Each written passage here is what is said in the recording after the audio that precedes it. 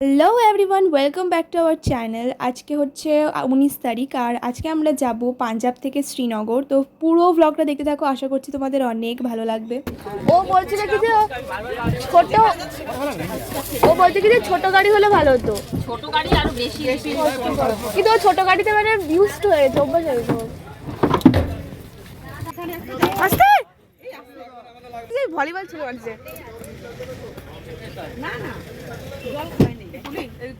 আমাদের গাড়ি ছাড়ার কথা ছিল 3টের সময়, যেটা তোমাদেরকে আগের ব্লগে বলেইছি, কিন্তু এতই লেট হয়ে গেছে আমাদের। শেষ পর্যন্ত গাড়ি ছাড়ে 7:24, আই গেস 7:30 নাগাদ। তারপরে আমরা শ্রীনগরের জন্য রওনা হই। পাঞ্জাব থেকে শ্রীনগর মূলত 400 কিলোমিটারের রাস্তা ছিল, যেটা আমাদেরকে কভার করতে হতো 12 ঘন্টার মধ্যে। বাট কি হয়েছিল আমি তোমাদের সাথে পরে শেয়ার করছি।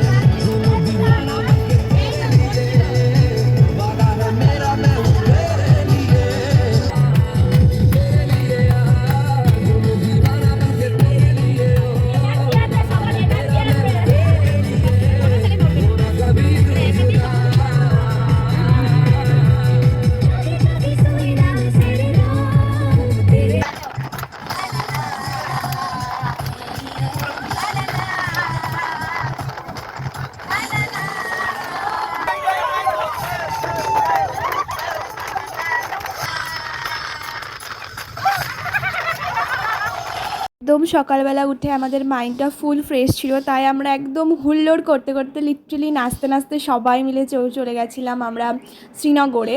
বাট শ্রীনগর যেহেতু অনেকটা রাস্তা ছিল, সব রাস্তাটা নাচিনি। প্রথম দিকে যেহেতু এনার্জি ফুল লেভেলে ছিল, সেই জন্য একটু সবাই গান টান করছিলাম। আমি অবশ্য গান করছিলাম, আমি নাচ করিনি, কারণ আমাকে ভিডিও করতে হচ্ছিলো, ওই যে বাইরে দিয়ে ভেতর দিয়ে সমস্ত ভিডিওটা আমি তোমাদের কাছে দেখাচ্ছি। পাঞ্জাব থেকে গাড়ি ছাড়তে হয় একমাত্র যেখানে আমরা সকালে খাবার খাবো। আমাদের অবস্থা কমে হয়ে গেছে, সবাই লিপস্টিক করেছে, আমি শোচনীয় অবস্থা। খাবো তো এখন, তাই আর করছি। আমি হচ্ছে রেকর্ড করবো ডেফিনেটলি। পাঞ্জাব থেকে শ্রীনগর আমি বলতে পারবো, পাঞ্জাব থেকে শ্রীনগর আমি উইদাউট মেকআপের সাথে ঠিক পরে গেছি। আমার এখনো পর্যন্ত দাগ গোলায়নি, জানি না কি হবে পরে, কারণ আমার বোন বমি করেছে আর সবার খুব বাজে অবস্থা। তোমাদেরকে একবার আমি ধাবাটা দেখিয়ে দিই একবার। দেখো এখানে ধাবাটা রয়েছে, আর এখানে একটু এই বাসটার পেছনে রয়েছে খাবারের জায়গা। আমরা গাড়ি থেকে নেমে পড়েছি, মানে আমি আগে তো আমার কিচ্ছু খাওয়ার ইচ্ছে নেই। আমার বাবা কি করছে তোমাদেরকে একবার দেখাই, দাঁড়াও। দেখো আমার বাবা কি করছে। এবার আমার মা এটা দেখে একদম রেগে গেছে। এইটা হচ্ছে রিসর্ট লাইক সামথিং। ওই যে আমার ভাই ওইখান দিয়ে বোধহয় স্লিপ খাবে, আমিও দুটো স্লিপ খেয়ে আসি। এখানে কিছু সিটিং এরিয়া আছে, আমি দোলনায় গিয়ে বসবো। I will definitely sit. এখানে না এত রোদ, আমি দেখতে পাচ্ছি না তোমাদেরকে। বাড়ি দেওয়া আছে, আমার বোন আসছে আস্তে আস্তে। আমি আই গেস এখান থেকে কিছু খাওয়ার ইচ্ছা নেই। এবারে তরকারি দিয়ে মুড়ি দিয়ে খেতে পারি, আদারওয়াইজ আমি লুচি খাবো না একদমই। রোদ এখানে, এই জায়গাতে এত পরিমাণ রোদ ছিল, তোমাদেরকে জাস্ট কি বলবো, এতটা গরম লাগছিল আমাদের। আর আমার তো লিটারালি মনে হচ্ছিল যে আমি কাশ্মীর যাচ্ছি না, আমি আই গেস মরুভূমিতে রাজস্থান যাচ্ছি। কি পরিমাণে রোদ, মানে ভাবা যাবে না। বাবা কি ও অলরেডি কবে বমি করেছে? কালকে একবার করেছে, আজকে একবার করেছে। আসো বসে পড়ো। এই দিদিটার সাথে আমাদের নতুন দেখা হয়েছে, খুব ভালো। দুটো বোনই আমার ভীষণ পছন্দ হয়েছে, ওদেরকে আমরা গান করে নিচে একদম ফুল টু মস্তি করছি।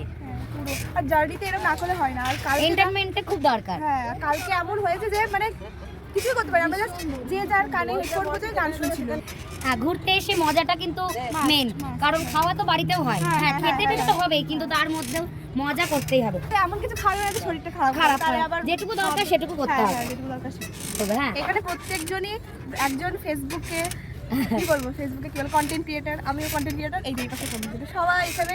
আর আমাদের তিনজনের বেশ একটা বন্ডিংটা আলাদা হয়ে গেছে। কালকে হলে আরো বেশি ভালো হতো, ঠিক আছে? আজকে হয়ে গেছে, কোনো ব্যাপার না। প্রথম দিকে হয়ে গেছে তাই কথা। হ্যাঁ, শেষের দিকে হয়নি, একটা দিন নষ্ট হয়েছে, বাট বাকি দিনগুলো আমরা খুব খুব খুব মজা করে এনজয় করে কাটাবো। মানে আমরা কি ছবি তুলবো, তারপরে আমি ফিরে আসবো। হ্যাঁ, এখন এটাতে চড়বো।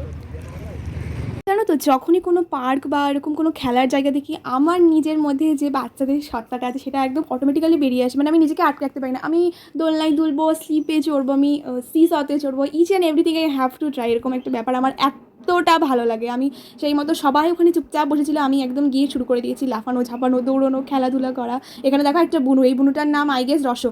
ওকে বললাম কি যে তুই নিচে নেমে যা, তারপরে আমি নামছি, তারপরে আমি নামবো। আমি জানো তো এটা অনেক দিন পর ট্রাই করেছি, আর এতটা ভয় লাগছিলো ফার্স্টের দিকে। এক হাতে ক্যামেরা নিয়ে আমি ভাবছিলাম হয়তো ফোন পড়ে যাবে না আমি পড়ে যাবো। তারপরে আমি অর্ধেক রাস্তায় নেমে এসে আবার দাঁড়িয়ে পড়েছি, মানে এরকম একটা ব্যাপার। তারপরে দেখলাম যে না আমি একবার করেছি, এরকম করতে করতে না তো ট্রাই মানে বারবার করতে করতে ইউজড হয়ে গেছিলাম। তারপরে আমি একবার দোলনায় চড়ছি, একবার জিগজ্যাগে চড়ছি, একবার স্লিপারে চড়ছি, তারপরে আরও একটা জিনিস ছিল এরকম গোল গোল গোল গোল ঘুরতো, ওটাতেও চড়েছি। এতটা মজা করেছি কি বলবো, আর সবাই বসেছিল আর আমি একাই লাফিয়ে ঝাঁপিয়ে বেড়াচ্ছিলাম, কারণ আমার খুব ভালো লাগে যে জিনিসটা। আর আমার যেহেতু শরীরটা ভালো ছিল ভগবানের কৃপায়, সেই জন্য আমি একটু অনেক বেশি লাফিয়ে বেরিয়েছি। আর এখানে আমি ঝুলবো কি, আমার পাটা মাটিতে পৌঁছেই যাচ্ছে, সেই জন্য আমি এখানে আর ঝুলতে পারিনি।